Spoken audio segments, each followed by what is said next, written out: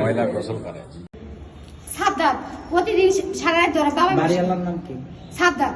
সাদ্দাত সারাদিন আহে বাবা ব্যবসা করে। আমি এগুলো দেখে আমি বুঝি না ভাই আমি তো রুমে থাকুন না, আমি যাবো তোর লিগে আমার বিপদ হবে। কয়দিন আগে ওর লিগে আমার বিপদ হয়েছে। কি হয়েছে আমি ওর না পারতে ওই দুইটা বাবা নিয়ে আইসে, ওর পিছে পিছে ডিবি আইসে। পরে আমার 20,000 টাকা নিয়ে ছুটছে।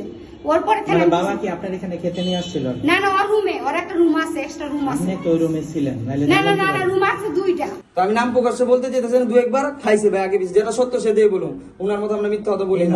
আমার জানা হয়েছে ওনার, আমরা বলছি যে আপনি রুম ছেড়ে দেন। আর উনি শুনলাম যখন পুলিশ এসে ধরেছে, পুলিশ না, একটা টিম আসছিল সিভিলে। আচ্ছা, আবকারি টিম এসেছিল, আবকারি টিম আসছিল, একটা টিম আইসা 5-6 জন আসছিল। আইসা ওনারে রুমের ভিতরে 2 থেকে 3 ঘন্টা পুরো বাড়িতে জিজ্ঞেস করবেন, পুরো আশেপাশে। আর এটা আরো 3 মাস আগে ধরেন আশেপাশে যত ভাড়াটি আছে, বাড়িওয়ালা আছে, 3 ঘন্টা ঘুম বাইরে খুলে না, মানে যত ধরনের ডকুমেন্টস আছে উনি সব ধরনের ফালাইছে। এটা আপনি আজকেও প্রমাণ পাবেন। মাহবুব ভাই ছিল অফিসে ইনচার্জ, রাজু ভাই ছিল ডিউটি অফিসার, ওনাদের সামনে সবকিছু ফালাই দিচ্ছে। ফালাই দেওয়া বলতেছে কি পরিমাণ বাংলা মদ ছিল আমরা জানি না ভাই।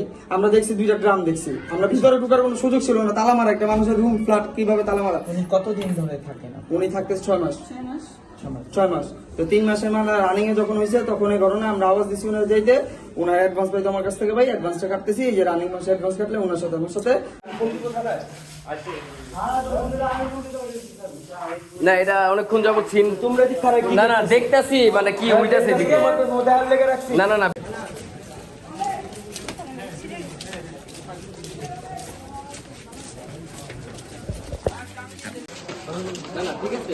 নাম কি আপনার?